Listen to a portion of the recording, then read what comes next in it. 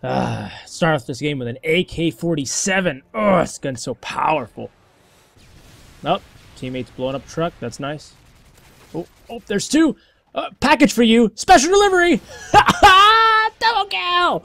The UPS. I'm going postal.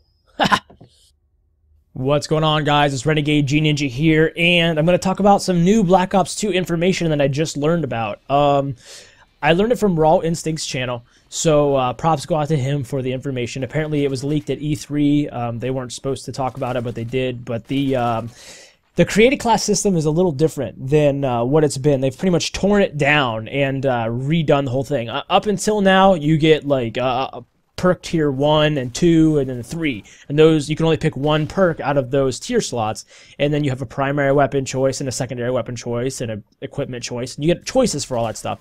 But apparently in the new Black Ops 2, whatever, yeah, the new Black Ops, they have this system where it's allocated points instead. So say you have 10 points, well, you can use those 10 points any way you want. You can use them for 2 primary weapons. You can use them for a primary weapon and a perk, or you can run around with 5 perks and run with no equipment. It allows for more customization, which is really cool, in my opinion. I think that more customization is awesome, because the more you can customize, the more you can add equipment and just you can add things to your arsenal if you're a good player. Have more tools at your disposal, which is really cool. The only problem I see here is a balancing issue. Wow, I just bit my tongue. Ow. Anyway, a balancing issue where, like, I could see people using like these points really cheaply. I don't know. I guess I see it as a complication. You know, the tiered perks were a way to keep the game balanced. You could only pick one, so you put all the good perks in one slot, and you could pick one of them, even though, you know, they didn't really do that great of a job of that on Modern Warfare 3. But anyway, that was the idea behind it. But if you remember, guys, Black Ops 1 was a pretty balanced game, I think, anyway. I mean, Ghost was overpowered, but it wasn't too overpowered. I mean, Flak Jacket was still useful, you know what I mean? And, you know, I don't know, I feel that Black Ops Treyarch, I guess, is the company that does it, is really good at balancing. So my opinion with this whole thing is, hey, if the game's great, awesome. I'm pumped to get back in the Call of Duty action. That's what I want to do. But after a few disappointments with some Call of Duty series, that if this game is not, if it doesn't work, if it's cheap, if people are exploiting things, then I'll probably just play some Battlefield or some Halo or whatever. I mean, I don't really have a specific game that I really care that much to play, but you know, just switch over to some other first-person shooters anyway. The thing with Black Ops to me is the connection. Black Ops connection was terrible. It really was. In World at War, their connection was terrible. So I don't know if Treyarch has a hard time with getting really good connections or minimal connection issues. I guess I'm stumbling through this whole thing, but you guys get the idea.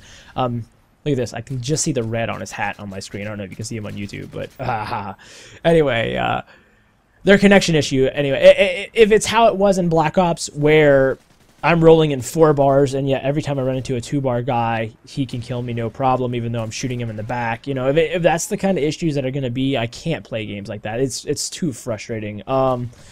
Black Ops, I loved that game. I loved it, but the connections really, really hurt that game for me. So I'm just praying that they fix the connection problems and maybe give it connections like Modern Warfare 2 had great connections, and you know, Modern Warfare 3 isn't terrible. So if they can kind of fix the connections, I'll be super pumped about that. I actually, guys, want to do a series on what I want to see in Black Ops 2. But the series is all based on if the connection issues are fixed. Because if they're not, then I probably won't even play the game very much. But I'm going to start a series on that. So look at that. Look forward to that on my channel. I actually want to take it into a pretty long series. I want to get pretty in-depth into it.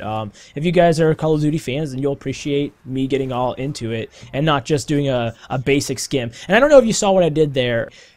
I have an Overwatch above my head right now, so I run where I think that the enemies are, and then I kind of prone where they are, but I don't really worry about rushing them and fighting them. I just kind of get to where they are and let my Overwatch take care of them over top. That's a really good way to get your Overwatch to work. I think that's a very effective way to make Overwatches useful. You don't want to camp with Overwatches because they'll just sit above you and people will shoot them down. You really want to rush around with them, but and rush at the enemies.